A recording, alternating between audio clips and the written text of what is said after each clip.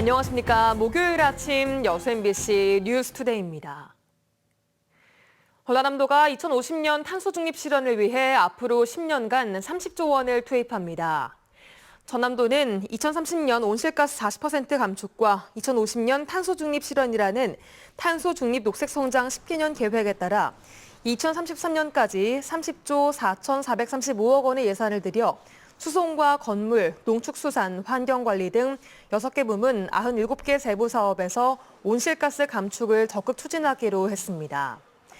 전남도는 또 선제적 기후위기 대응 기반 구축을 위해 기후위기에 안전한 전남 조성과 에너지 전환 선도, 국내외 탄소 중립 교류 협력 강화, 탄소 중립 실천 문화 조성 등도 함께 추진할 계획입니다. 고흥 유자는 전국 생산량의 60%를 차지하는 고흥 지역을 대표하는 효자 작목입니다.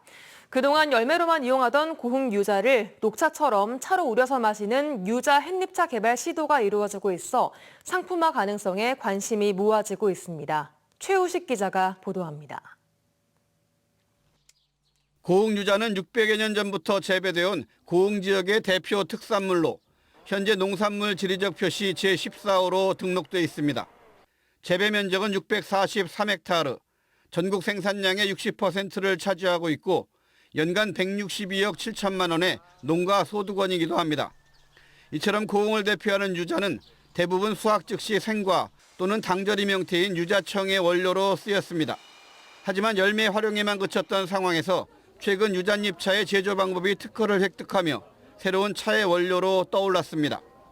이미 탄닌과 카페인, 비타민C 등 유자잎의 성분 분석도 이뤄졌고 차 명인의 손을 거쳐 만들어진 햇잎차 시음회에서의 반응도 좋았습니다. 녹차하고는 약간의 다른 컨셉을 가지면 충분히 가능성이 있겠다. 폐기가 되고 있는 미활용 자원을 이용을 해서 그다음에 그런 기능성 성분이 들어있기 때문에 잘만 개발하면은 이거 충분히 가능성이 있고 사업성도 있겠다. 고흥군은 특히 해마다 유자의 재배 면적이 증가하면서 폐기되는 유자잎도 계속 느는 만큼 열매에만 치중했던 상품 개발에서 그 활용 범위를 넓혀보겠다는 구상입니다.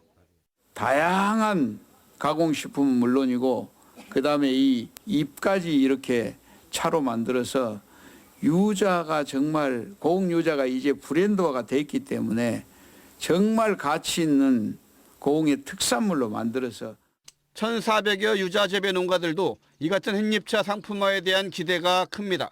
열매를 가공하여 하는 상품 외에도 여름순, 가을순 등으로 순제거 작업 등으로 발생되는 농작업 부산물을 상품화시켜가지고 유자 잎차를 대중화시켜 농가 소득에 많은 도움이 될 것으로 생각됩니다. 유자 햇잎차라는 국산차 개발 시도가 새로운 틈새 시장을 개척하는 고흥 유자의 의미 있는 변신으로 새롭게 주목받고 있습니다.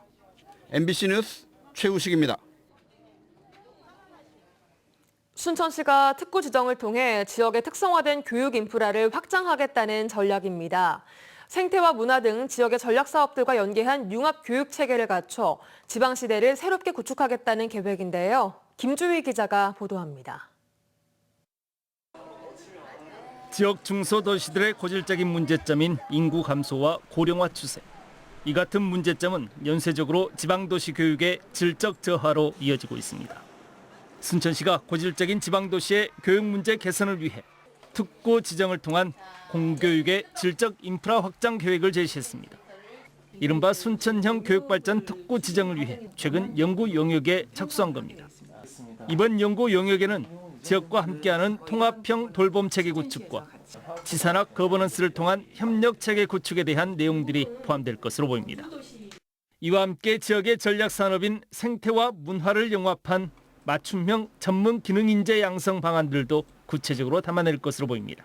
고교 때부터 이 맞춤형 인재 양성을 시켜서 아마 이 지역의 우수한 인력들이 또 관내 대학에 또 들어가고 그다음 이러한 청년들이 순천에 머물면서 아마 우리 케이든이 순천의 미래 산업을 갖다가 이끌어가는 역할을 하게 될 것이라고 봅니다.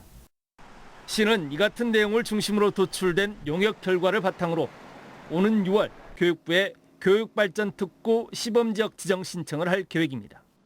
이르면 오는 7월 교육발전 특구 시범 지역 지정이 가능할 것이며 내년부터 사업이 본격적으로 시작될 수 있을 것으로 예상됩니다. 특구가 지정이 되면 교육부에서 한 50억 그리고 순천시와 전남도 교육청이 해서 총 200억 사업비로 5년간 순천형 교육발전 특구 사업을 시행할 계획입니다. 순천시는 교육발전 특구로 지정되면 글로컬 30, 문화도시 특구, 기회발전 특구 사업 등과 연계해 지역 공교육 활성화에 기폭제가 될 수 있을 것으로 전망하고 있습니다. 새롭게 그려지고 있는 순천형 교육발전 특구가 지역 교육의 혁신과 지역 인재 양성, 정주 기반 마련으로까지 확장되는 지방시대 구현의 새로운 시작점이 될 수 있을지 주목됩니다. MBC 뉴스 김주희입니다. MZ세대를 겨냥한 젊은 감성의 음식과 문화의 거리 활성화에 마중물 역할을 하게 돼 망덕포구 먹거리 존이 문을 열었습니다. 광양시는 전체 면적 454제곱미터, 지상 2층 규모의 임대 매장 형태로 운영되는 망덕포구 먹거리 존 별해는 강을 완공하고 최근 개소식과 함께 본격적인 운영에 들어갔습니다. 망덕포구 먹거리 존 조성 사업은 배알도 섬정원과 윤동주 655존 가옥, 별해는 다리 등을 찾는 관람객들에게 섬진강을 감상하며 힐링할 수 있는 휴식 공간을 제공하고 MZ세대 관람객 방문을 늘려 지역 경제 활성화에도 기여할 것으로 기대를 모으고 있습니다. 주머니 사정이 어려워지면서 매달 들어가는 교통비마저 부담되는 게 사실입니다. 그런데 한 달 동안 대중교통을 15회 이상 이용하면 일정 금액을 되돌려주는 정책이 시행돼 관심을 모으고 있습니다. 보도에 김영창 기자입니다. 시내버스나 지하철 등 대중교통 요금은 정기적인 이용객들에게 부담스럽습니다. 버스 요금 한 5만 원 요도 금방 떨어져 버려요. 하루에 보통 기본은 왕복하면 2번은 타지만은 3번, 4번 탈 때도 있어요. 한푼이 아쉬운 서민들에게 희소식이 생겼습니다. 월 15회 이상 버스와 지하철 등 대중교통을 이용하면 요금 일부를 되돌려주는 K패스 제도가 이달부터 시행됩니다. 어린이와 청소년을 제외하고 만 19세 이상에게 적용되는 K패스는 최소 20%에서 최대 53%까지 요금 일부를 다음 달에 돌려받을 수 있습니다. 정부와 지자체가 환급 비용을 반반씩 부담합니다. 요즘 교통비가 너무 많이 올라가지고 택시를 이용을 잘 안 하거든요. 근데 버스나 그런 것도 좀 더 싸게 탈 수 있는 거니까 괜찮은 것 같은데? 이 사업은 광주는 물론 나주와 담양, 장성 등 전남 10개 시군에서 우선 시행됩니다. 나머지 전남 12개 지자체에서는 사업 효과를 지켜본 뒤 보다 더 확대하는 방안이 검토되고 있습니다. 광주시는 한 발 더 나아가 K패스에 이어 광주형 대중교통비 지원, 이른바 G패스를 추진합니다. K패스 대상에서 빠진 어린이 무상교통과 청소년 반값 할인 등이 핵심 내용입니다. 더 살기 좋은 광주 실현을 위해 꼭 필요한 예산을 반영했습니다. 5월부터 시행된 정부의 K패스 예산을 반영하였으며 K패스와 더불어 G패스 예산. 이를 위해 광주시는 올해 추경에서 G패스 사업의 첫 단축격인 프로그램 개발비와 홍보비용 등 예산 3억 원을 요구했습니다. 하지만 변수는 시의회입니다. 광주시의회는 지난해 말 세수가 부족하다는 이유로 G패스 예산 13억 원을 전액 삭감한 적이 있기 때문입니다.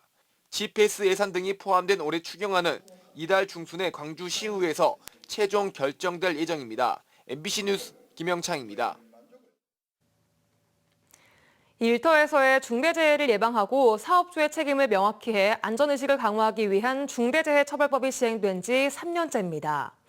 올해부터 50인 미만 소규모 사업장까지 대상이 확대가 되면서 대부분 수사가 지지부진해지면서 실질적인 안전사고 예방 효과는 미미하다는 현장의 목소리가 나오고 있습니다. 서희령 기자가 취재했습니다. 지난 2022년부터 시행된 중대재해처벌법. 2년여 동안 광주 전남에서 21개의 기업이 관련 법 위반으로 노동청의 수사를 받았습니다. 하지만 이 가운데 최종 재판에 넘겨진 사건은 3건뿐. 불기소된 한 건 외 80%가 넘는 사건에 여전히 노동청과 검찰의 수사가 진행되고 있습니다. 수사가 지지부진한 사이 사업주의 관리 책임 불이행으로 인한 산재 사고는 계속되고 있습니다. 지난해 한 해 동안만 광주 전남에서 41명의 노동자가 일터에서 숨진 겁니다. 지난해 이곳 대불산단에서는 4건의 노동자 사망 중대 재해가 발생했는데요. 전남 22개 시군 가운데 광양과 함께 가장 많은 사망 사고가 발생한 겁니다. 현장 노동자들은 보다 근본적인 해결책이 필요하다고 입을 모으고 있습니다. 고질적 병폐로 지적되는 산단 내 다단계 하청 문제 등의 해결이 가장 시급하다는 겁니다. 다단계 하청 고용 구조는 생명을 갈아 넣는 속도전에 내몰릴 수밖에 없기 때문에 안전 시스템이 적용되기가 매우 어려운 구조입니다. 특히 조선손의 부족한 인력을 대신 메우고 있는 외국인 노동자들의 안전 문제에도 관심이 필요하다고 말합니다. 안전태는 여러 가지 말로 있지만은 그 번역자는 제대로 안 해놨으니까 그것도 별로 이해를 못 해요. 사업주들이 다 알고 있어요. 어떤 비자는 사고가 나면 말할 수 없는 비자가 있단 말입니다. 정상적인 그런 어떤 플랫폼을 내어줘서 인권 침해가 되지 않도록. 50인 미만 소규모 기업까지 중대재해처벌법이 확대 적용되긴 했지만 현장에서 실제 예방 효과로 이어질지 우려할 수밖에 없는 상황. 실제 중대재해법이 시행된 이후 전국 50인 이상 사업장에서 발생한 사고로 사망한 사람은 첫 해 167명에서 지난해 175명으로 8명이 증가했습니다. MBC 뉴스 서희룡입니다. 여수시가 관내 상하수도 지하시설물 740km에 대한 공간정보 자료의 정확도를 개선시키는 상하수도 GIS DB 수정 갱신 사업을 추진합니다. 이번 사업은 내년까지 4년 동안 국비 지원을 포함해 총 65억 원이 투입되는 사업으로 이미 구축된 상하수도의 측량 탐사 등을 통해 지하시설물의 위치 정보와 속성 자료를 수집 체계화하고 지하시설물의 정확도를 확보하기 위한 것입니다. 여수시는 2022년부터 중앙동과 학동 등 8개 지역을 완료했고 사업 3년 차인 올해 돌산읍과 충무동 등 4개 지역을 추진할 계획이며 사업이 완료되면 수도관 파열이나 싱크홀 발생, 굴착 공사 등으로 인한 안전사고 예방에 큰 도움이 될 것으로 기대하고 있습니다. 광양 포스코 제철소 제강설비부에 근무하는 이선동 명장이 2024년 근로자의 날 유공 정부 포상 시상식에서 최고 영예인 금탑 산업훈장을 수상했습니다. 이선동 명장은 입사 후 34년간 연조 설비 유지 관리와 성능 개선을 이끌어온 현장 전문가로 2,194건의 공정 개선 방안 제안과 37건의 특허, 147억여 원의 재무 효과를 장출했으며 이번에 포스코 현장 직원으로는 처음으로 금탑 산업훈장을 수상했습니다. 포스코는 지난해 이선동 명장을 포스코 기술인 최고 영예인 포스코 명장으로 임명하는 등 2015년 제도 도입 이후 25명의 명장을 선발해 세계 최고 수준의 기술력을 가진 직원을 예우하고 있습니다.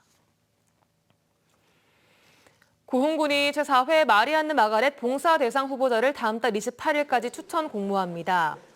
공모 대상은 마리안느와 마가렛 두 간호사의 숭고한 정신을 이어받아 국가나 지역사회에 헌신 봉사한 자로 간호부문과 봉사부문 각 1명씩 선정하는데 올해부터 간호부문은 대한간호협회에서 별도 일정으로 공모 접수해 2배수로 후보자를 선정 제출하고 봉사부문 후보자와 함께 봉사대상 심사위원회에서 최종 수상자를 결정하게 됩니다.